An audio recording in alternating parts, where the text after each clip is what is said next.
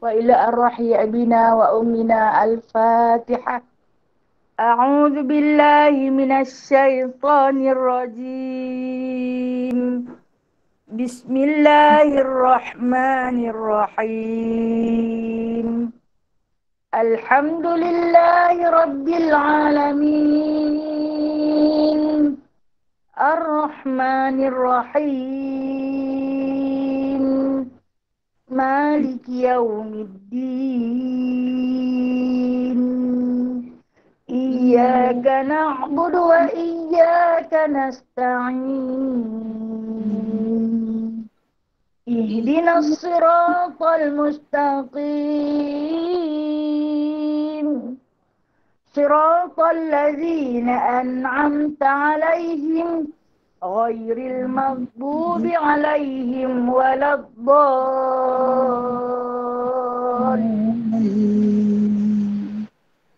Amin. Ini selawat pembukaan Fatih. Allahumma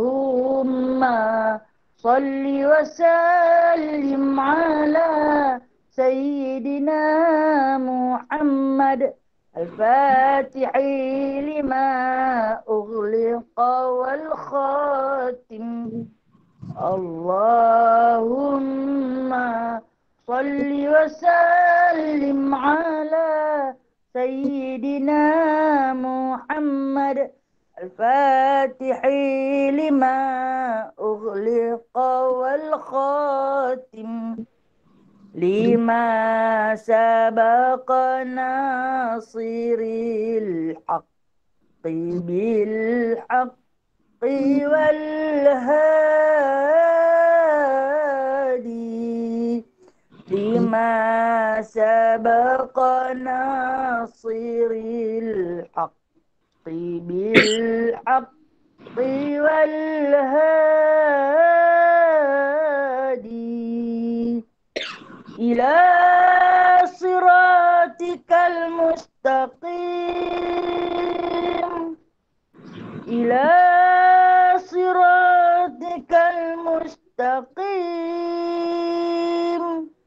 وعلى آله وصحبه حق قدره ومقداره العظيم ومقداره العظيم. Baca surah Al-Kahf ayat 1 hingga 10. A'udzu billahi minasy syaithanir rajim.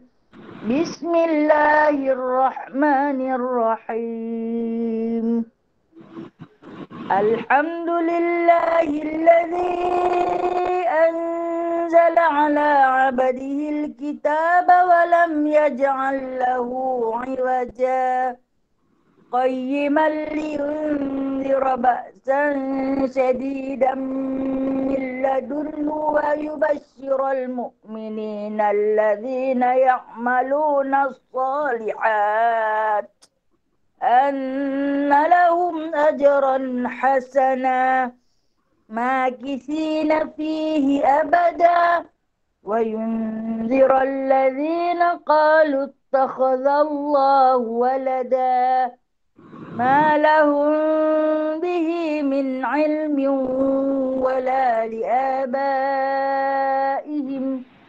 كبرت كلمة تخرج من أفواههم إن يقولون إلا كذبا فلعلك باخع نفسك على آثارهم إن لم يؤمنوا بهذا الحديث أسفا إنا جعلنا ما على الأرض زينة لها لنبلوهم أيهم أحسن عملا وإنا لجاعلون ما عليها صعيدا جرزا أم حسبت أن أصحاب الكهف والرقيم كانوا من آياتنا عجبا إذ أوى الفتية إلى الكهف وقالوا ربنا آتنا من لدنك رحمة وهيئ لنا من أمرنا رشدا صدق الله العظيم بسم الله الرحمن الرحيم رب اشرح لي صدري ويسر لي أمري واحلل عقدة من لساني يفقهوا قولي اللهم صل على سيدنا محمد وعلى آل سيدنا محمد كما صليت على سيدنا إبراهيم وعلى آل سيدنا إبراهيم وبارك على سيدنا محمد وعلى آل سيدنا محمد كما باركت على سيدنا إبراهيم وعلى آل سيدنا إبراهيم في العالمين إنك حميد مجيد ربي يسر ولا تعسر ربي تم بخير يا كريم سبحانك لا علم لنا إلا ما علمتنا إنك أنت العليم الحكيم إنك أنت السميع العليم إنك أنت التواب الرحيم أما بعد فيا عباد الله sekalian sahabat-sahabat yang dirahmati Allah. Alhamdulillah, Alhamdulillah, Alhamdulillah.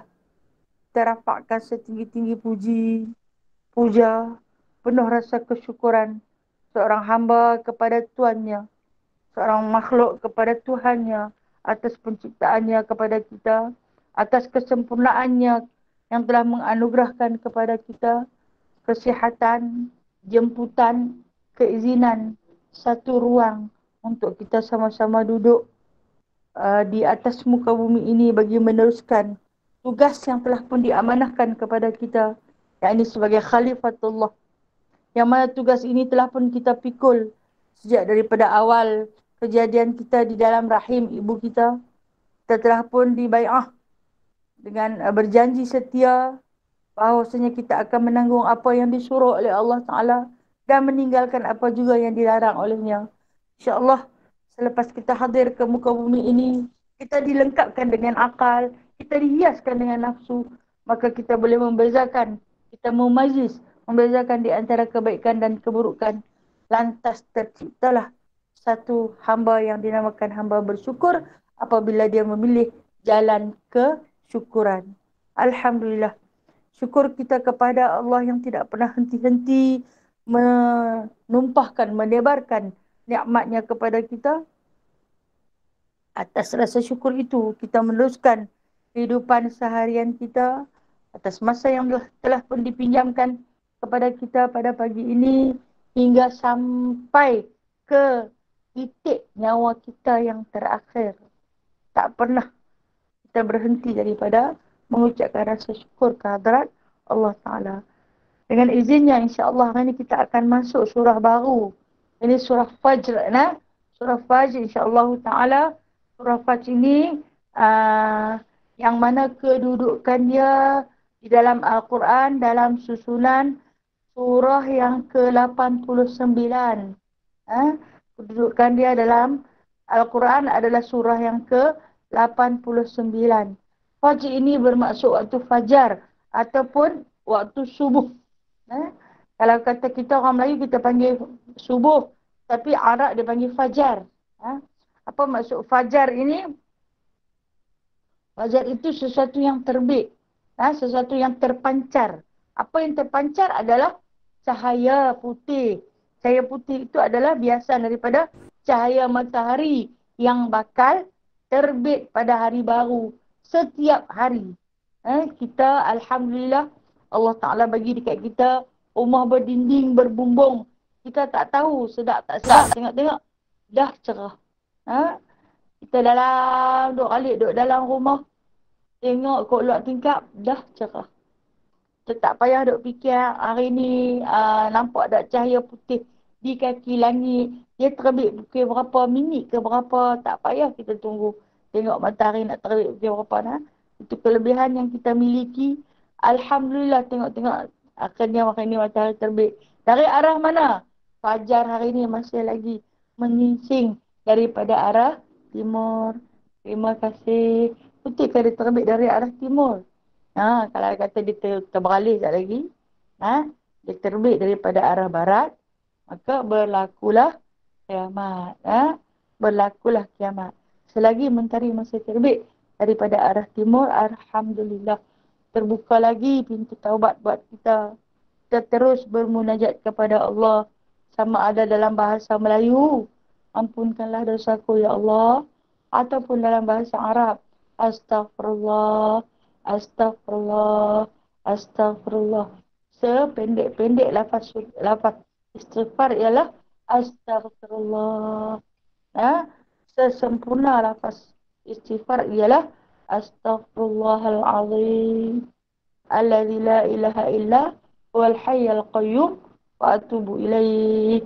Dan penghulu bagi istighfar yang selalu kita bawa setiap pagi dan petang. Allahumma anta rabbi la ilaha illa anta khalaqtani wa ana abduka wa ana ala ahdika wa wa'dika mastata'tu a'udzu bika min syarri ma sana'tu. Abu laka bi ni'matika alayya wa abu bi dhanbi waghfir li fa innahu la yaghfiru dzunuba illa ant. Rasulullah ajak kita pagi sebelum terbit matahari, petang selepas terbit matahari atau sebelum terbenam matahari. Sebagai apa? Sebagai tanda syukur. Bawalah penghulu istighfar. Dosa banyak ya Allah. Menghantar fajar yang mula kita sambut fajar dengan penghulu istighfar. Kemudian kita hantar dia dengan harapan agar terbit lagi esoknya untuk kita terus bermunajat pada Allah, menyambung sisa-sisa kehidupan yang penuh dosa dan pahala. Alhamdulillah, dalam sisa-sisa umur yang masih berbaki sikit lagi ni, dalam suasana dunia yang tak berapa nak aman, kita teruskan kesyukuran kita pada Allah. Kita teruskan kehidupan sebagai hamba Allah yang penuh dengan dosa. InsyaAllah. Itu fajar. Itu yang dinamakan fajar. Dan fajar ini, Al-Fajr ini diturunkan di Mekah. Ataupun surah ini dinamakan surah Al-Maki. Al-Maki yang dibahasakan Mekah. Yang hanya mempunyai 30 ayat sahaja. Sikit saja. Alhamdulillah. Sebelum tu kita kena tengok dulu asbabun nuzul. Sebab-sebab diturunkan surah Fajr. Surah Fajr. Kalau nak bagi surah Fajar pun tak apa Fajr ini lah, kalau orang Arab ni dia akan mematikan huruf yang akhir tu. Kita orang Melayu kita pun hidup Fajar. Boleh Yang mana asbabun nuzul? Asbabun nuzul ni apa? Sebab diturunkan surah Fajr ini adalah kerana Allah Subhanahu Wa Taala mahu menegur sifat orang-orang Quraisy yang begitu sombong, yang begitu bangga dengan harta yang mereka miliki, dengan keturunan yang mereka ada, dengan pangkat yang mereka perolehi. Kerana puak-puak Quraisy ini mereka memonopolikan dunia Arab pada ketika itu. Dengan kebijaksanaan yang Allah Ta'ala bagi, pandai berniaga. Sebab itu, hingga terlahirnya surah Quraisy. Li'ilafi Quraisy. Cerita pasal kebijaksanaan, kepandaian orang Quraisy dalam perdagangan. Jadi, dengan sebab itulah Rasulullah kata, orang yang berniaga ni, dia punya ekonomi akan mencetuskan keuntungan 75% lebih banyak daripada orang yang bertani. Jadi kebanyakan orang yang berniaga itu lebih baik ekonomi dia. Bukanlah semestinya. Bukan semestinya. Kebiasaannya. Kalau kita tengok petani yang membanting tulang, yang berkeringat, berpeluh, bersusah payah di sawah itu tak kaya-kaya. Tetapi peraih yang mempunyai kilang hanya untuk memproses padi itu yang kaya raya. Mereka duduk senang ya di kilang. Ayun kaki anak bini semua kaya naik kereta besar. Gaji duit berlambak-lambak. Sedangkan petani yang membanting tulang bangkit pagi-pagi masuk ke bendang, petang baru balik, berpanas, berhujan. Kadang-kadang abang ribut. Kalau kata nak rugi, petani yang rugi. Tukang kelang dia tak rugi tak mana. Ha? Ha. Tapi itulah kita manusia nah. Walau Allah Ta'ala bagi macam mana pun, dia tetap akan. Ikutlah kata petani tu, lepas dia kena hentam dengan ribut, tak mau dah tanam padi. Tak. Nah. Habis semua dia akan tanam balik. Macam kita tengok nelayan. Lepas hancur perahu dia, dihempas di lautan. So ni dia kumpul-kumpul duit, dia beli perahu baru, dia pergi juga ke laut. Itulah kita nah. Macam itulah perumpamaan kita ni. Walau dosa sebanyak mana yang kita lakukan kepada Allah, kita cari juga Allah. Minta ampun, nak cari siapa lagi? Kita tak ada tempat dah selain daripada Allah Subhanahu Wa Taala. Maka dengan perasaan angkuh puak-puak Quraisy ini, apabila melihat bangsa-bangsa lain ataupun penduduk-penduduk pendatang yang lain yang datang berkerumun ke negeri Mekah, dengan sebab Mekah itu membangun. Membangunnya Mekah, mereka tak tahu dengan sebab adanya Zam-Zam. Mereka kata kerana mereka. Kerana keturunan mereka lah yang buka tanah ni.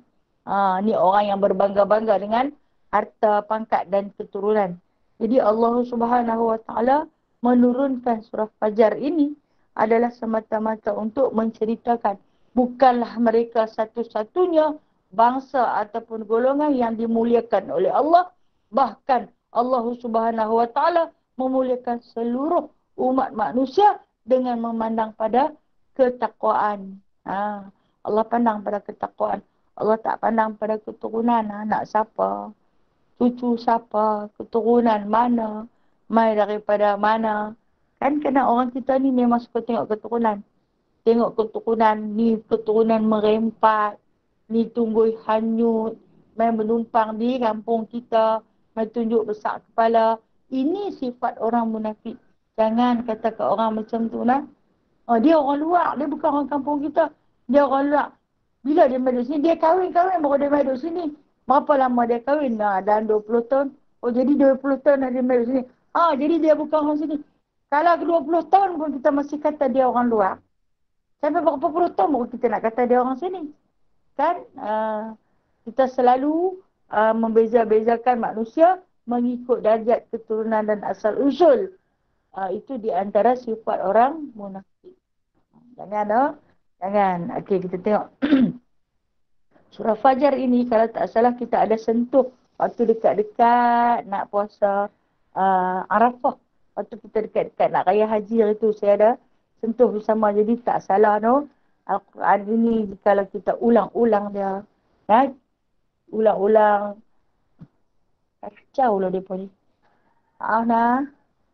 Okey, kita ulang-ulang menyebut dia, kita ulang membaca dia dan kita ulang mentadabur dia. Hanya semata-mata kita yang tak faham ni nak betul-betul faham. Apa kehendak Allah Ta'ala? Yang mana pada ayat yang pertama Allah Ta'ala telah menyebut dengan satu sumpah. Waw itu wal tu. Waw di awal itu, waw itu dinamakan huruf qasam. Apa benda qasam ni adalah sumpah. Sumpah. Allah Ta'ala bersumpah. Demi fajar. Demi waktu fajar. Kenapa digunakan perkataan demi? Kerana bagi Allah Subhanahu Wa Ta'ala adalah hak mutlak bagi Allah. Dia nak sumpah demi waktu fajar ke? Dia nak sumpah demi bulan ke? Demi matahari ke? Demi bintang ke? Dia punya pasal. Dia boleh sumpah semua tu hak dia punya. Kita manusia tak boleh bersumpah. Tetapi manusia yang jahil dia suka sumpah. Ni aku bersumpah betul-betul ni depan pintu mayat. Hampir bersumpah depan pintu mayat. Ni aku cakap tak bohong ni. Tak baik lah itu cara orang jahiliah bersumpah. Selagi dia pegang ni aku bersumpah ni. Letak tangan di atas kepala. Itu di antara benda-benda yang dilarang oleh Allah Ta'ala. Kalaulah dia berdosa kena bayar pula sumpah tu. Kena bayar diat. Pasal apa? Sebab dia pembohong. Diat dia apa? Memerdekakan seorang hamba. Cari hamba tak ada. Zaman-zaman kita nak cari di mana? Kita telah pun bersumpah secara penipuan. Itu dipanggil sumpah ingkar. Benda tak betul. Hang betul ke abang ni? Betul, betul. Ni aku harap cerita kat hangpa ni depan pintu mayat. Orang kita suka bersumpah depan pintu mayat. Apa pun saya tak faham lah perkataan tu. Pintu rumah nak gelak mayat tu lah kot dah. Yang hampir bersumpah depan pintu mayat. Pasal apa? Ni aku bersumpah ni, wallahi tallahi. Padahal dia menipu dalam sumpah tersebut. Dia kena bayar diat. Apa diat ni? Denda. Membebaskan seorang hamba. Cari hamba tak jumpa. Nah, kena puasa 3 hari. Ataupun dia kata, aku tobat lahum. Aku tak pindah di situ. Tengok esok-esok ni dia lupa dia pi. Dia dah tobat dah. Dia kena bayar dah. Ni yang kata kita nak guna huruf qasam tu, kena berhati-hati. Kena ada ilmu. Kalau kata kita nak bercakap, kena ada khemah dia. Jangan ikut suka-suka. Bagi Allah, itu hak dia. Dia punya suka dia nak sumpah dengan apa-apa benda pun. Semua itu makhluk adalah milik dia. Jadi kalau ditanya, kenapa dia bersumpah dengan waktu fajar? Saja dia nak sumpah dengan waktu fajar. Sebab dia nak ajak kita semua tengok. Fajar ini dia nak khususkan pada walayalin ash. Pada hari yang ke-10. Layal ni malam yang ke-10. Iaitu dalam malam-malam yang ke-10 apabila terbitnya fajar di antara malam-malam yang ke-10. Fajar ini adalah fajar yang berbeza pada hari-hari lain dalam kehidupan. Yang mana fajar yang terbit di antara malam-malam yang ke-10 adalah fajar yang membawa berkat. Baik, ini kita guna beberapa pendapat. Beberapa pendapat ulama' mufassirin mengatakan Allah Ta'ala mengambil nama sumpah, iaitu dengan cahaya matahari yang baru nak terbit daripada sebelah timur, lebih kurang 1 jam sebelum matahari terbit, lebih kurang lah cahaya putih tu dah nampak dah. Dia tak kelak, berbola matahari yang sebiji tu tak nampak lagi kelak, tapi dah pun bercahaya biasan. Kekuatan tu dah kita nampak. Matahari keluar lagi? Belum lagi keluar. Maksud belum syuruk lagi tu. Tapi dunia dah pun cerah. Itu dinamakan fajar. Itulah yang dinamakan fajar. Kekuasaan Allah Ta'ala. Dia ajak kita sama-sama tengok. Bola matahari tak keluar lagi. Tapi dunia dah terang. Berbeza dengan kita. Lagi kita tak buka lampu. Lagi kita tak menyala. Kan? Allah Ta'ala matahari dia tak terbitkan lagi. Di negara kita lah, negara lain dia terbit lah. Kan sifat matahari itu dia beredar, sifat bumi yang berputar. Kemudian kata Allah Ta'ala, dalam keadaan waktu fajar itu, sebelum terbitnya matahari, sebelum keluar seketir berbola mentari itu masih lagi adanya waktu subuh. Kalau macam tu, pukul 7.30 boleh sembahyang subuh lagi. Tu yang orang tua-tua duk panggil subuh gajah. Pasal apa subuh gajah tertentu? Anak gajah bangkit tidur. Kalaulah kita pun bangkit tera-tera tu, kita pun jadi gajah. Mak gajah. Mak gajah baru nak bangkit sembahyang subuh. Malunya dekat gajah-gajah tak apa lah. Dia tak gaduh kerja. Dia tak gaduh masak nasi. Tak gaduh baju kopi. Dia bangkit lagi, dia makan rumput saja. Dia makan tumbuh-tumbuhan. Kita ni pasal nak makan nasi. Kan? Nak makan kuih. Dia kalau dia nak makan nasi, dia kena bangkit awal. Dia nak masak nasi lemak. Nak buat sambal tomat. Jadi, jangan menyerupai kita dengan subuh gajah. Saya dulu kecil-kecil duduk heran. Pasal apa mak saya suka kata, tu subuh gajah lah tu. Apa kena mengenal sembahyang subuh dengan gajah? Gajah sembahyang subuh kot. Rupanya dia bangkit tidur tengah hari. Dia bangkit tidur tengah hari. Allahu Akbar. Jangan ada pada kita sikap sedemikian. Tanda orang yang malas. Tanda orang yang segan. Bila bangkit tengah hari ni tu nak bercakap dengan orang segan. Nak tengok muka orang pun malas. Dia mengendak sikit-sikit kat lubang pintu dia. Sebab apa? Sebab dia tidak menikmati fajar Allah Subhanahu Wa Ta'ala. Kemudian, habis waktu subuh ni, ada satu waktu yang cantik Allah SWT letak dekat situ. Dinamakan waktu syuruk. Ha. Tapi syuruk yang diiringi dengan layalin as. 10 malam yang paling istimewa. Demi 10 malam. 10 malam ni maksud dia, kata ulama mufassirin. Siapa yang kata ni? Menurut pendapat Ibnu Abbas, itu Abdullah bin Abbas radhiyallahu an, dan mengikut pendapat ulama mufassirin yang bernama Syekh Mujahid, malam yang ke-10 itu ialah daripada 1 Zulhijjah hingga sampai ke 10 Zulhijjah. Okey, kita kata 10 hari lagi kita nak sambut raya Kurban ataupun Aidil Adha.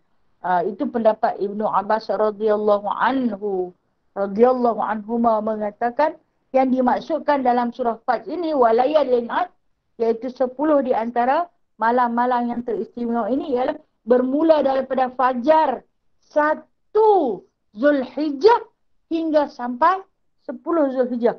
Fajar itu adalah fajar yang paling berbeza daripada fajar-fajar yang lain kerana sabda Nabi SAW, barang siapa yang bersolat subuh secara berjemaah pada 10 hari yang istimewa ni, kemudian lepas dia solat subuh, dia tunggu, dia berzikir. Kalau dia tak berzikir pun dia buatlah sebarang tugas yang berbentuk amaliah. Amaliah ni maksud kerja yang dia buat dalam rumah, urusan dia membersihkan rumah. Itu amaliah dia, amal soleh tu. Kita bersihkan rumah, kita basuhkan baju ahli keluarga kita, kita masak makan minum bagi kepada ahli keluarga kita. Itu amaliah, amal soleh. Kemudian masuk syuruk, kita pergi sembahyang sunat syuruk, maka pahalanya kata Nabi SAW, bukan kata saya. Kata Nabi SAW, seperti mana kita buat pahala haji, dapat pahala haji. Tam. Rasulullah ulang 3 kali. Apa maksud tam ni? Sempurna. Tamam, kata Rasulullah. Pahala haji yang sempurna ni, pahala haji yang macam mana? Mabrur. Tak pergi buat haji pun. Tak pergi buat haji pun, duduk di rumah saja. Nabi pun tak boleh kan, kita kena ada kota. Kan? Kita ni nak buat haji, dah daftar lama. Tapi pasal dia berkota, kita tunggu dulu. Tengok, tambah berlaku pandemik ni. Lagilah tertunda-tunda. Sepatutnya dah dapat pitun 2020, tak boleh sebab pandemik. Tunda tahun 2021, tak boleh juga. Tunda tahun 2022, mudah-mudahan tahun 2022 ni dapat pi. Jadi dah 3 generasi dah tertunda. Apa akan berlaku? Dia akan berlaku kelewatan, lagi lewat. Tapi Rasulullah SAW kata, jikalau kamu lakukan di dalam fajar yang 10 hari ini. Wal fajri wal layalin ashri. Itu kalau nak hidup-hidup. Fajar untuk hari yang ke-10 ni. Apa dia? Bermula daripada 1 Zulhijjah hingga sampai kepada 10 Zulhijjah. Jaga fajar dia, jaga subuh dia. Kemudian di antara subuh dengan syuruk tu dia taklah lama sangat. Kita ikuti dengan sembahyang sunat syuruk atau sunat isra'. Apa? Syuruk pun dia, isra' pun dia, okey? Kemudian pahalanya kata Rasulullah SAW seperti pahala orang buat haji yang secara tamam. Bukan Rasulullah sebut sekali, disebut 3 kali dalam hadis ni, hadis sahih lah. Taman. Sempurna dia kata. Sempurna pahala haji dia. Sebab apa? Teringin kan kita kan. Tengok orang pergi buat haji. Teringin ya Allah, bilalah orang nak panggil aku. Duit dah cukup. Daftar dah sudah. Tapi kota tak ada. Nama kita tak dipanggil. Duduklah merindu-rindu. Bilalah nak dapat pergi. Nak pahala haji. Kita kena istiqomahkan dalam salah satu. Bukan tiap hari daripada 1 sampai 10. Tapi salah satu daripada 1 hingga 10 tu. Kalau dapat 10 hari lagilah bagus. Okey. Ada orang tanya, Adakah lepas subuh nak kena tunggu atas sejadah? Jangan bangkit, jangan tinggal. Tunggu berzikir, baca Quran sampai syuruk. Lepas tu semayang syuruk baru nak dapat pahala tu. Tak.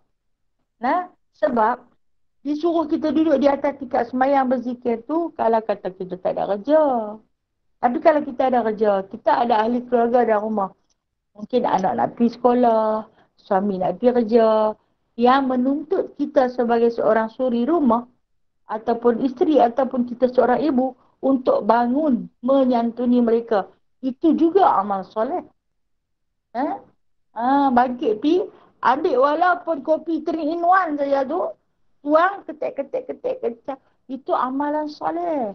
Adanya malaikat yang berdoa untuk kita, beristighfar untuk kita. Kita pun janganlah mulut jahat duk boleh tiap perempuan.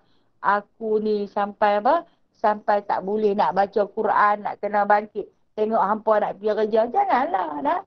Itu adalah amal soleh. Sambil kita goreng nasi. Allah Ta'ala sebut, setiap butiran nasi yang kita goreng. Kalau kata kita canai roti ke, setiap butiran tepung itu dikira sebagai pahala. Tengok-tengok syuruk masuk.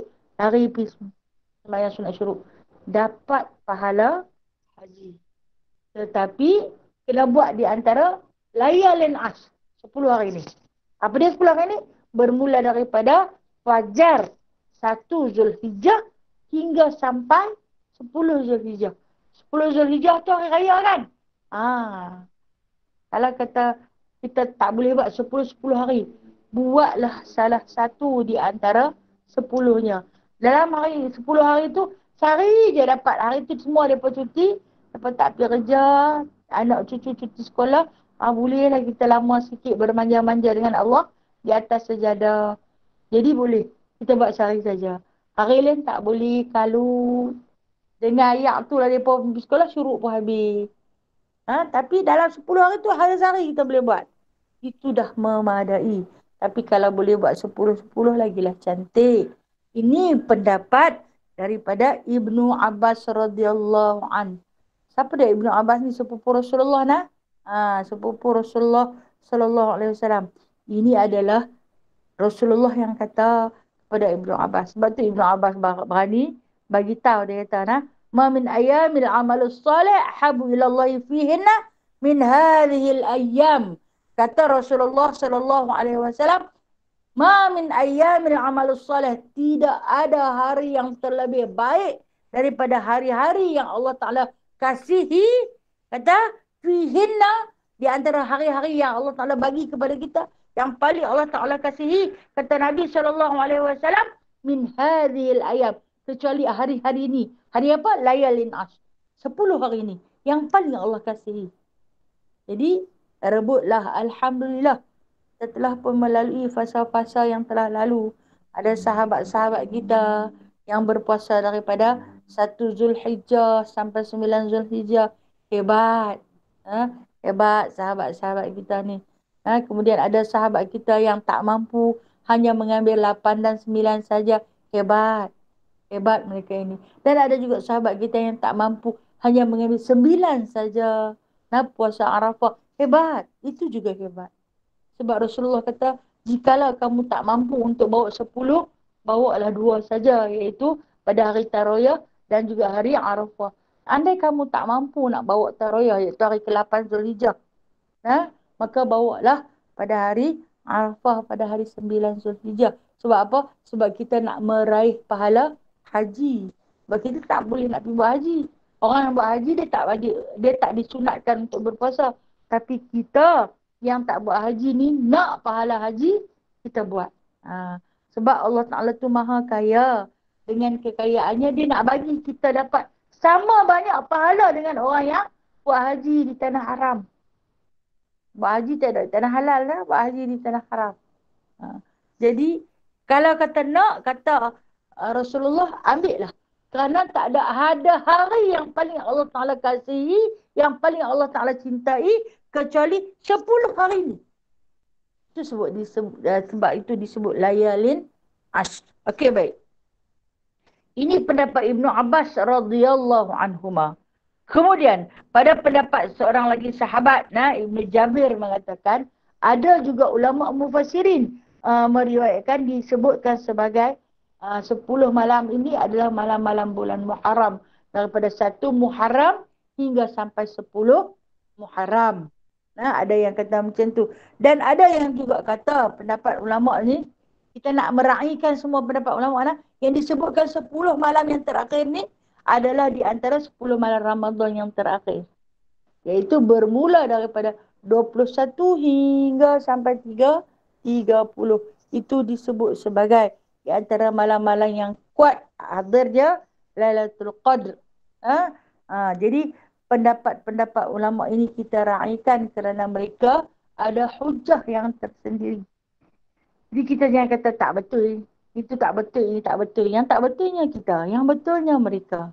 Namun kita kuat berpegang pada pendapat Ibnu Abbas radhiyallahu an, yang mana kata Ibnu Abbas radhiyallahu an 10 malam yang Allah Taala maksudkan walayalin ashr ini iaitu adalah 10 malam di antara hari-hari Zulhijjah, bermula daripada 1 Zulhijjah berakhir pada hari raya Aidil Adha.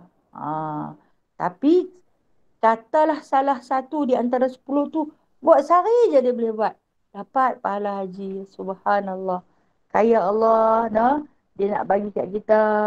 Jadi kita tahu kalau kata orang yang pergi buat haji, waktu-waktu ini adalah di antara waktu-waktu yang agak sibuk mempersiapkan diri. Nah, bila sampai di pada Arafah biasanya akan sampai pada 8 hari Tarawih. Kemudian 9-nya berwukuf. Kemudian menyambung pada malam raya, mabit di Muzdalifah, kutip batu. Lepas kutip batu ke Mina, terus melontar di Jamrah Aqabah. Patah balik pula, bermalam terus di Mina pada hari-hari tasyrik, hari nahar disebut, iaitu hari disembelihnya binatang. Masa ni kalau yang dah bertahlul awal bolehlah rongkai dia punya ihram dan sebagainya. Indah untuk kita kenang, untuk kita hidup. Tapi kita di bumi Malaysia ni tak mampu buat puasa. Tak boleh puasa, buatlah sembahyang syuruk di antara 10 hari. Sebab tu disebut demi waktu fajar. Fajar ni fajar yang berbeza pada fajar hari-hari lain. Berbeza pada hari-hari lain. Fajar pada 10 hari ni paling istimewa. Maka rebutlah kita, rebutlah kita sekadar yang kita termampu. Kalau kita seorang isteri yang masih mempunyai suami dalam rumah, minta izin bagi tahu dekat dia ikutlah apa yang kita panggil kat suami kita, ling-ling ke, abang ke, pok hang ke, tok wan hang ke. Panggil elok-elok ni nak abang ni. Kita dah masuk bulan Zulhijjah. Bermula 1 Zulhijjah. Jomlah kita puasa. Hari ni hari istimewa. Dia kata tak apalah mak hang puasa sudahlah. Aku tak larat. Tak apa dengan izin dia. Saat lagi kita ni puasa 20 nak puasa. Lepas tu dia kata jom kita pergi makan roti canai sarang burung. Tak mau. Saya puasa. Kemarin dah puasa. Hari ni nak puasa lagi ni. Nak puasa sampai 9 hari ni. Sampai 9 hari. Awak lama sangat berpuasa. Puasa sunat kot. Bila dia meruk macam tu, maka mana yang lagi baik? Berbuka lebih baik. Berbuka lebih baik. Allah Ta'ala ni maha pengasih. Islam itu maha indah. Tak ada lah sampai nak meretakkan hubungan dalam keluarga. Okey, baik. Itu pada pendapat ayat yang kedua. Kemudian kata Allah Subhanahu Wa Ta'ala terus menyambung. Wasyaf'i wal watr. Wasyaf'i wal watr. Watr. Ta tu bagi mati. Ra pun bagi mati. Ta mati ni. Ra mati ni. Watr. Bunyi bagi dengar bunyi dua. Kita dengar. Wasyaf'i wal watr. Okey. Ada getaran dua yang mati. Ta mati, ra mati. Apa maksud wasyaf'i wal watr ni? Iaitu dia kata demi yang genap dan demi yang ganjil. Apa dia genap dan apa dia ganjil ni? Segala perhitungan kira-kira.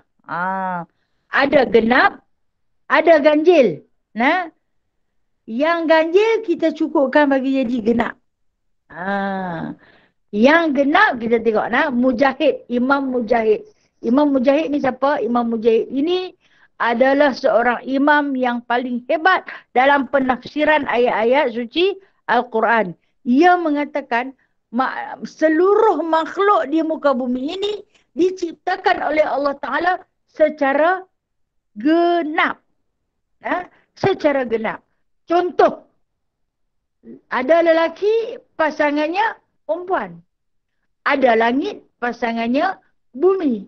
Ada bulan pasangannya matahari. Ataupun bintang. Ada besar pasangannya kecil. Ada kurus pasangannya gemuk. Ada hitam pasangannya putih. Ada sempit pasangannya luas. Itu dikatakan seluruh makhluk yang diciptakan oleh Allah Ta'ala semuanya genap. Ini maksud yang dikatakan syaf'i. Syaf'i, demi yang genap. Yang genap tu kita lah. Ada lelaki, ada perempuan, ada mak, ada ayah. Ada anak, ada ibu. Ada luas, ada sempit, ada panjang, ada pendek. Kan? Semua berpasang-pasang kan? Ada kaya, ada miskin. Semuanya ada pasangan-pasangan. Halal dan juga haramnya. Sunat dan makruh. Harus dan tidak boleh. Okey, itu di antara yang disebut sebagai syaf'in. Tapi wal watr itu ganjil. Ganjil ada satu je. Siapa dia? Allah Subhanahu wa Ta'ala. Allah bersumpah balik dengan zat dia yang maha ganjil. Kan innallaha witrun yuhibbul witr. Sesungguhnya Allah Ta'ala itu ganjil witr. Witir. Menyukai yang witir. Suka sangat kepada witir. Allah Ta'ala maksud ganjil ni, kita ni dalam bahasa Malaysia, bila kata ganjil ni pelik. Ganjil tunggal. Tunggal, Allah Ta'ala itu tunggal. Tidak beranak, tidak diperanakkan. Tak ada Tuhan, tak ada pasangan lain. Kita nak kena ada pasangan. Sekurang-kurangnya kita nak ada kawan. Nak ada teman. Tapi bagi Allah Subhanahu Wa Ta'ala, dia memang witr. Yang dikata wasyaf'i wal watr. Dia yang maha ganjil. Tak boleh kita nak pergi cari dah pasangan dekat dia siapa-siapa. Memang tak ada pasang dah. Kita memang ada pasang. Setiap apa pun nampak bila berpasang tu baru cantik. Gelang nak sepasang, kasut nak sepasang, subang kena ada sepasang. Kan semua kita berpasang-pasang. Kita syaf ni itu berpasang. Jadi Allah Ta'ala bersumpah, demi makhluk aku yang kuciptakan secara berpasang-pasang. Apa juga berpasangan. Bahkan pokok juga diciptakan oleh Allah Ta'ala secara berpasangan. Jikalau tidak, macam manalah dia nak berbuah. Subhanallah. Kehebatan Allah Ta'ala dalam penciptaan makhluknya cukup hebat. Tetapi semuanya ada pasangan. Walaupun dia pun tak payah kahwin. Kan kalau kita tengok binatang, bila sampai kepada waktu dia nak mengawan, dia seolah-olah memberi isyarat. Kita yang tua ni, yang tua tak tahu apa, tak faham bahasa ni, kita nampak rupanya dia nak mengawan. Saya dulu kecil-kecil suka nak pergi tengok apa dah? Ikan tidur. Ikan ni dia tidur lah. Berenang sentiasa, tangkap ikan. Tangkap ikan dulu ikan pelaga kan susah nak tangkap kan. Nanti duduk dalam bawah nyok. Bawah nyok yang busuk. Terendam di dalam parit lama-lama tu. Budak-budak dulu dia jahat, dia masuk dalam parit lah, no? Tu jahat budak-budak dulu lah. Dia kan ada game dia nak pergi main kan. Masuk dalam parit tu, cari buah nyok yang lubang tu. Ambil buah nyok tu. Bagi orang yang tak faham buah nyok tu buah apa? Buah kelapa. Tuang ayak tu, nanti adalah ikan dalam tu. Nak tengok ikan tidur. Mak saya kata, ikan tu kena bagi ada pasangan. Baru dia lena. Baru dia lena. Saintis yang tak berapa nak mahir ni, bubuhlah dalam balang kaca. Tunggu nak tengok dia tidur. Macam mana ikan ni tidur? Dia tak payah bantai ke? Dia tak payah tilam ke? Allah, Allah, Allah. Dia tak tidur sampai kesudah rupanya. Subhanallah. Kayanya Allah. Ada makhluk yang tak tidur lah. Tidur berenang. Tak lenguh ke dia berenang? Dah memang Allah Ta'ala ciptakan dia macam tu. Tunggu bila mata dia nak pejam. Nah, awak mata dia tak pejam. Subhanallah. Kan, lepas tu, tunggu bila dia nak bertelur. Lama dah belah. Nah, kata mak saya bagi dia kahwin. Ui, kena kahwin ke? Orang tu dia nak kahwin dah tu. Ha. Masya Allah. Itu yang dikatakan Allah Ta'ala ciptakan makhluk itu berpasang-pasang. Kena ada pasang. Itu nama dia syaf. Ha? Genap. Barulah sempurna kehidupan. Hebat Allah ni, no? Hebat. Kekayaan Allah ni kita sampai tak terjangkau oleh akal kita yang begitu sempit. Ha? Maha luas penciptaan Allah. Jadi dia kata, kalau hak yang buat tu, witir tu akulah. Ha. Akulah yang paling witir. Tak adalah yang sewitir aku. Ha? Ha. Yang satu-satunya, tidak ada dua pada penciptaannya. Kemudian Allah Ta'ala terus berfirman, dengan sumpahannya seterus, Walaili idha yasr. Demi malam apabila ia telah berjalan. Malam pula dia berjalan. Yas ni berada pada perkataan Saro yasiru berjalan. Apa maksud jalan? Berlalu. Demi malam apabila ia telah berlalu. Maksud dia, malam bermula malam kita ini apabila terbenamnya matahari. Terbenamnya matahari kita nampaklah mula-mula ada cahaya merah di kaki langit. Itu tandanya masuk waktu maghrib. Kemudian hilang cahaya merah tu, tinggal gelap. Kadang-kadang biasa daripada matahari untuk bulan mengambang, nampak. Dan perjalanan malam itu adalah perjalanan yang panjang. Andai kita tak tidur. Tapi kalau kita tidur, cepatnya. Kan kalau kita tidur, cepatnya siang. Aku rasa baru sangat lena. Tapi bagi orang yang berjaga, ya Allah, lambatnya nak siang. Nak tanya orang yang berjaga, tanya orang sakit gigi. Orang yang sakit gigi ni, esok dia nak pergi klinik, dia kata, sakitnya gigi ni, tak boleh tidur langsung. Punya lambatlah tunggu siang. Jarum jam macam tak bergerak. Dia duduk tunggu bila lah nak siang. Tapi bagi orang yang tidur, dia kata sangat malam itu berlalu. Tak ada nak rasa apa, tengok-tengok habis dah malam. Kena bangkit pergi kerja pula. Letihnya, tak laratnya. Jadi hamba Allah, Allah Ta'ala tak suruh buat kerja teruk-teruk. Jadi hamba duit. Jadi hamba dunia. Jadi hamba manusia yang teruk sangat manusia. Allah Ta'ala dia tak suruh kita buat teruk-teruk dah. Dia suruh kita sembahyang pun bukan hantuk kepala di lantai. Buat, kalau kita berkhidmat dengan Allah ni tak ada benda yang teruk. Tapi kalau berkhidmat dengan manusia adalah susah payah kita buat kerja. Orang tak hargai, orang marah pula. Orang komplain lagi. Tapi kalau dengan Allah ni, ya Allah, rasa senang. Rasa tenang sangat-sangat. Sebab tu Allah Ta'ala sebut, pada pergantian malam yang sedang berjalan. Semua orang melalui malam, okey? Tak ada orang yang kami, di rumah kami tak ada malam. Siang memanjang. Kata Allah Subhanahu Wa Ta'ala, pada perjalanan malam yang panjang. Walaili idza yas. Allah Ta'ala bagi kemudahan kepada sesiapa yang mahu bersama Allah pada malam yang sedang berlalu. Bagi mudah. Mudah macam mana? Mudah untuk bangun, bersolat. Okey, tak mau solat malam. Letih, tak larat. Sembayang Isya siap-siap. Sembayang Isya. Dalam malam itu, kata Allah Ta'ala letak kepada kita 2 waktu pada awal malam. Maghrib dan juga Isya. Di antara Maghrib dan Isya itu ada sedikit waktu yang Allah Ta'ala bagi kepada kita untuk kita belanjakan pada Allah. Terpulang kepada kita sama ada untuk beribadat, memilih untuk baca Al-Quran, memilih untuk qada solat-solat fardu yang kita tinggal, memilih untuk solat sunat, awabin memilih untuk solat-solat sunat, qabliyah, ba'diyah dan sebagainya. Hinggalah sampai masuk waktu Isya.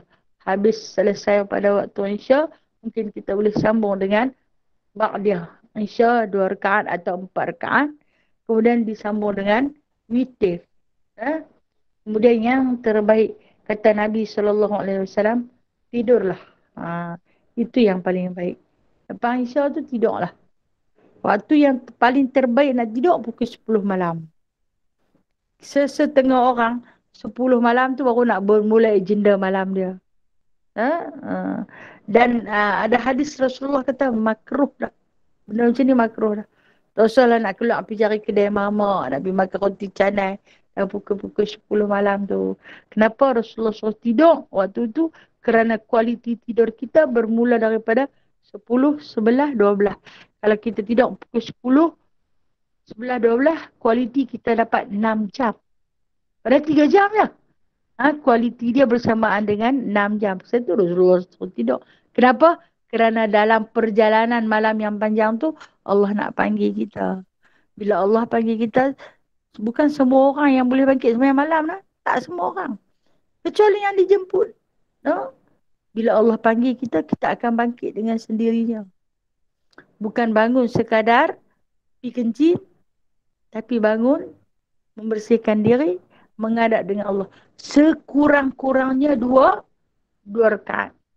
Habis lagi 2 rakaat bagi salam, nak tidur baliklah, tidurlah. Tidurlah. Kamu telah pun dipanggil sebagai ahli tahajud. Ahli tahajud. 2 rakaat saja pun dah jadi ahli tahajud. 2 rakaat saja. Allah tahu. Dia bangkit juga. Tak adalah dia bangkit sekadar membasuh kemaluan. Tapi dia basuh anggota wudu. Malukankah Allah kalau kita bangkit hanya sekadar nak basuh kemaluan, sedangkan anggota-anggota wudu kita masih kering, menanti untuk dibersihkan, dibasahkan ketika itu. Mengadaklah dengan Allah. Sebenarnya Allah yang kejut kita, no? Allah panggil. Dalam usia kita yang macam ni, Allah dah panggil kita dah. Sebelum dia panggil kita pulang kat dia abadi, kembali ke sisi Allah, ke hadrat Allah, dia panggil kita selalu. Tidur pun tak boleh lama-lama dah. Kadang-kadang tidur 3-4 jam dah rasa puas dah. Kalau duk paksa tidur lagi tu setan dah. Hang tidurlah, hang pun kelarat, hang sakit, hang tidurlah. Tidur sikit lagi. Tidurlah. Teruslah bangkit, orang duk cerita nu, ada orang duk pecah rumah, orang duk cerita ada hantu duk teriak, hantu duk. Tapi hang tidur lagi bagi tak ada siapa kacau hang. Jadi syaitan lah yang sedang memuji. Tapi bagi Allah, Allah nanti panggil. Beruntunglah sesiapa yang Allah Ta'ala kejutkan dia. Bangkit memang kita nak terkencing, kita bangkit. Dia bangkit, dia panggil aku rupanya. Terima kasih Allah. Sembahyang 2 rakaat, tidur balik. Pun tak apa nak. Itu dianggap sebagai ada orang ramai. Okay, itu dianggap sebagai ahli tahajud. Sana. Hanafi, ada orang ramai ni. Mohon maaf ada sedikit gangguan. Baik, saya sambung terus. Seterusnya kata Allah Subhanahu Wa Taala pada ayat yang kelima, hal fi dzalika qasamul lidhi hijr. Adakah pada yang demikian itu satu sumpah bagi yang berakal? Ni kata ayat Al-Quran ni ada yang tersirat, ada yang tersurat. Di dalam ayat yang tersebut, iaitu berkenaan dengan hajj. Di dalam ayat tersebut, kata Allah Subhanahu Wa Taala, diartikan hijr itu adalah akal. Sebab ini dia katakan, kalimah akal itu iaitu membentuk sesuatu akal manusia. Kenapakah Allah Ta'ala ambil sumpah dengan benda-benda ni? Fajar ni makhluk Allah. Ada akal? Tak ada akal. Malam makhluk Allah. Malam ada akal tak? Malam tidak mempunyai akal. 10 malam ada akal? 10 malam tak ada akal. Kenapa Allah Ta'ala mengambil sumpah dengan nama-nama semua benda ni?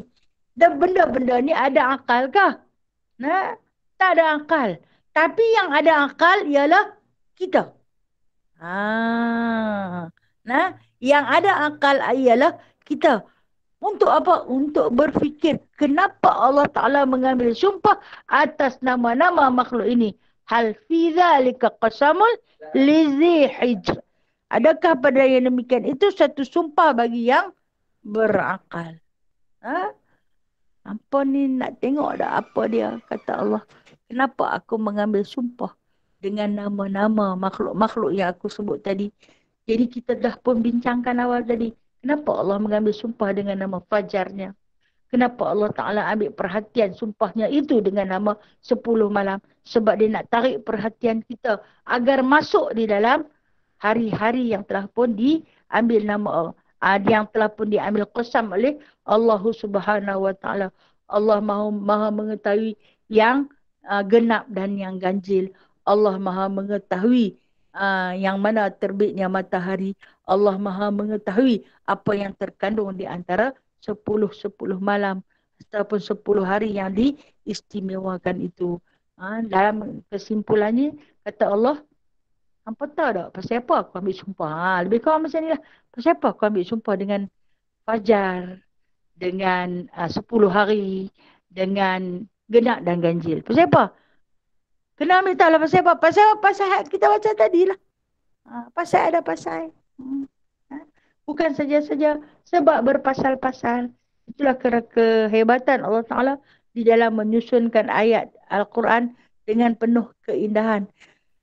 Baca Al-Quran bukan sekadar membaca tetapi kena faham. Kalau kita tak faham, tak duduk kita baca wal fajr demi waktu fajar, walayalin ash demi malam yang 10. Apa dia fajar? Apa dia malam yang 10? Apa dia genap dan ganjil? Kita tak faham, no?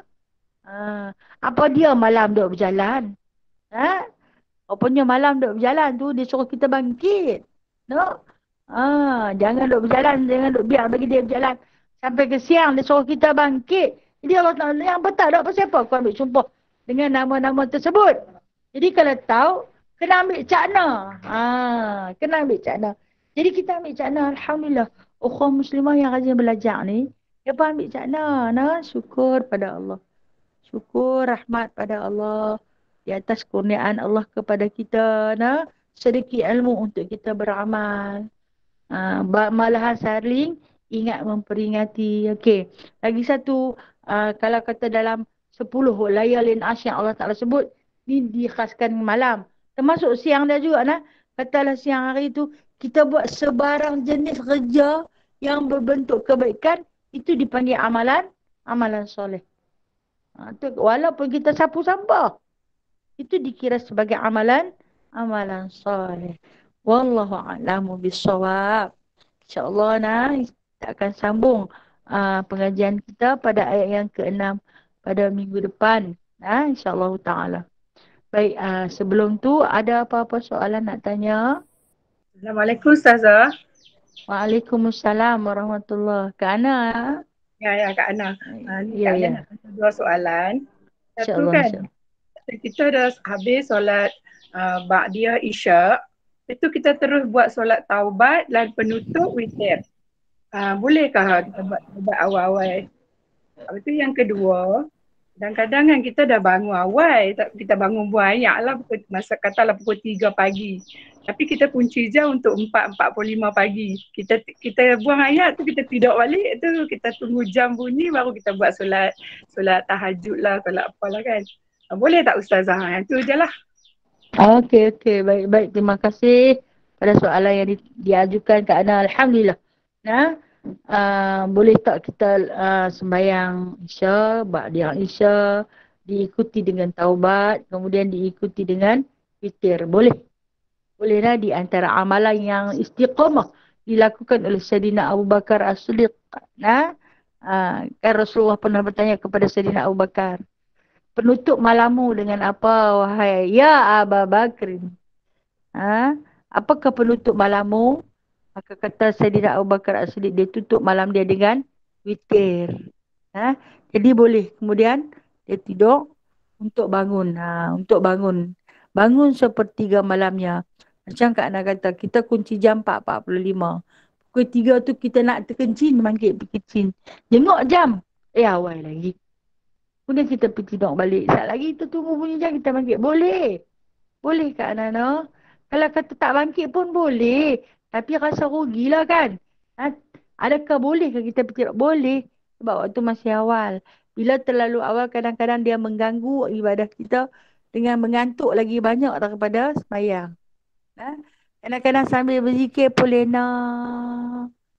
Apa yang kata pun tak tahu. Tasbih di tangan pun jatuh.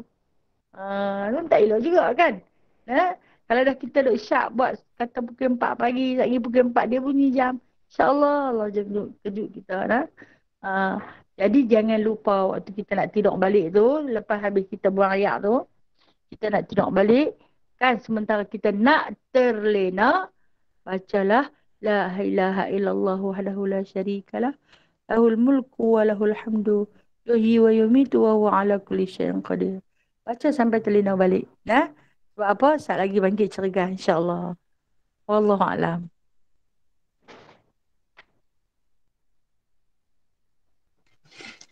Assalamualaikum Ustazah. Waalaikumsalam. Ya Ji, silakan. Dia ada dua soalan hari ni. InsyaAllah, insyaAllah. Berkenaan sumpah yang tadi Ustazah cakap tadi kan. Ya, insyaAllah. Ada setengah orang ada jadi macam habit kan. Macam contoh macam orang Arab kan. Apa-apa sikit lepas sebut wallahi kan. Kadang-kadang tapi mereka tak berniat pun yang dia kata sumpah tu. Mereka tak berniat tapi mereka suka sangat. Dah jadi habit sumpah tu. Adakah yang tu dikategorikan kata sumpah? Dan satu lagi, lagi satu kalau dia dah tersumpah Ustazah, dia tak mampu nak bayar apa ni, mula ni tak ada hamba dan nak merdeka. Lepas tu nak puasa pun tak mampu. Yang satu lagi tak salah Ji, apa ni bagi makan. Memberi makan. Betul. Berapa orang kan lupa lah. Memberi 10 orang. Okey. 10 orang. Okey. Yang satu lagi, yang ni soalan dia lah ni, dia dah terdengar katanya kalau surah Al-Baqarah ni dia boleh jadikan kita peguam bela kita dekat Padang Mahsyar. Padang Mahsyar. Jadinya adakah maksud dia tu kena baca hari-hari Al-Baqarah tu ataupun kita duk baca selalu rutin macam khatam tu pun dikirakan Al-Baqarah ke Ustazah? Yang tu soalan ni. Okey, baik. Terima kasih nah. Waalaikumsalam warahmatullahi. Pada soalan pertama, orang Arab suka bersumpah. Memang ayat ni Allah Ta'ala turun ni terutama untuk orang Arab lah sebab dia pun memang orang Arab. Dia pun faham bahasa Arab. Dia pun memang suka bersumpah. Tidak sikit. Wallahi. Ini sifat orang jahiliah. Mengambil sumpahan. Dari jadi satu rutin, satu perkataan biasa, sembang biasa. Walhal berdosa. Silap sikit sumpah berdosa. Si jahil akan terus menggunakan perkataan yang sedemikian. Okey? Kalau kita bersumpah memang kena bayar diat apabila kita tak mampu nak laksanakan sumpah tersebut. Kena bayar diat. Diat yang pertama bebaskan hamba jika tak mampu berpuasa 3 hari. Jika tak mampu puasa 3 hari kena bagi makan 10 orang fakir miskin. Itu pada soalan yang kedua. Dan pada soalan yang ketiga, apa dah Ji? Ulang sekali lagi, lupa dah, baru ya orang tanya. Pasal surah Al-Baqarah. Okey. Di peguam bela kat Mahsyar tu. Okey, baik. Tentang surah Al-Baqarah. Adakah patut kita baca dia hari-hari untuk menjadikan dia sebagai peguam bela di padang Mahsyar nanti? Okey, ataupun memadai jikalau kita baca, kan dia kan panjang. 286 ayat. Memadai baca 10 ayat. Memadai kita membaca 10 ayat setiap hari.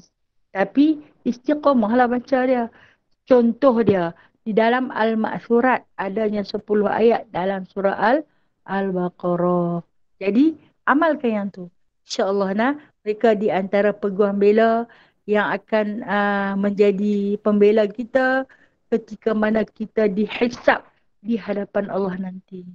Wallahu a'lam. Terima kasih Ji.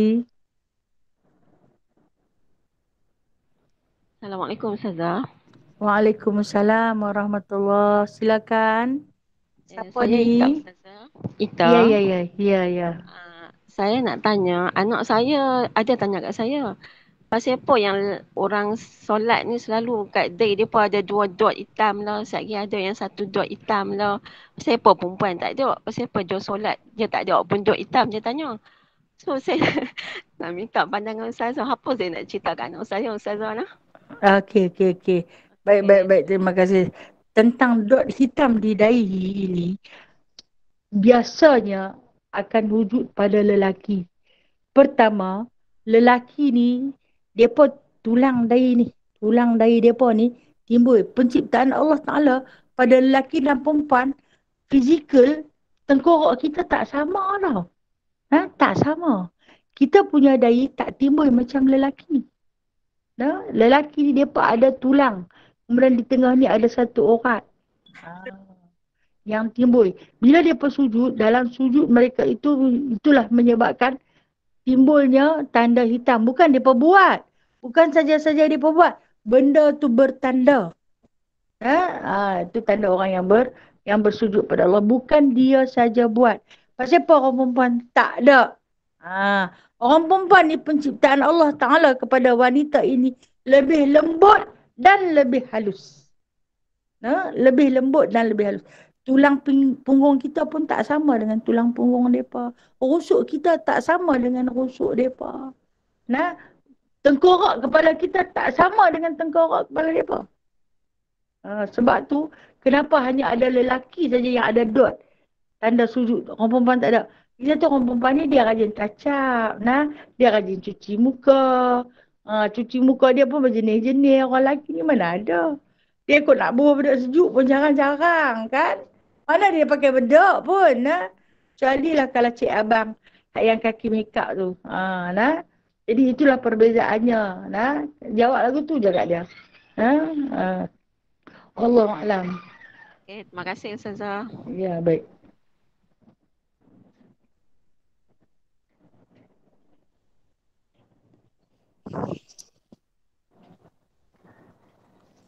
Habis dah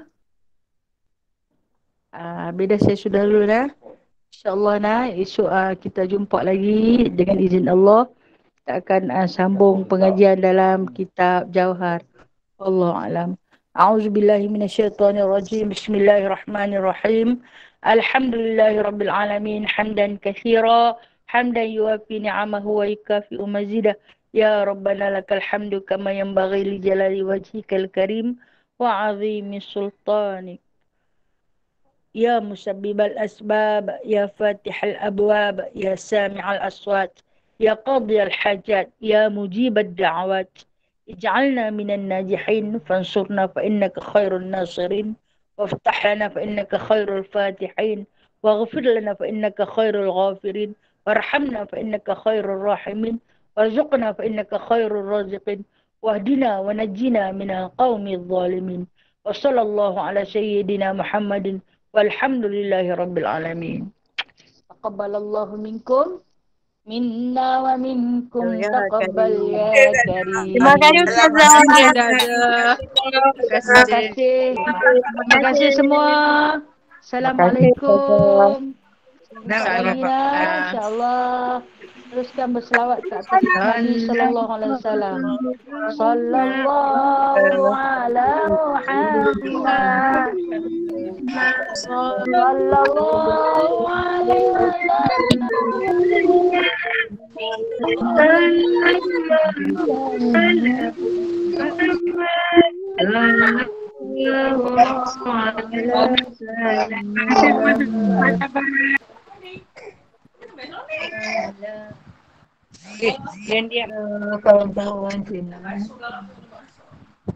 Kak Syam, baca doa. Ya. Siap insya-Allah. Amin ya rabbal alamin. Ya mujib basailin. Rabbana zalamna anfusana wa in lam taghfir lana wa tarhamna lanakunanna minal khasirin. Rabbana taqabbal minna du'aana innaka antas samiul alim wa tub alaina innaka antat tawwabur rahim. ولا تؤاخذنا بالعظائم والجرائم يا كريم. مولانا دعواهم فيها سبحانك اللهم وتحياتهم فيها سلام وآخر دعواهم أن الحمد لله رب العالمين. بل الله منكم تقبل يا كريم. Assalamualaikum. Terima kasih semua. Assalamualaikum. Kak Syah. Terima kasih Syam. Sama-sama. Assalamualaikum semua. Waalaikumsalam. Terima kasih. Okay, number Alex. Okay.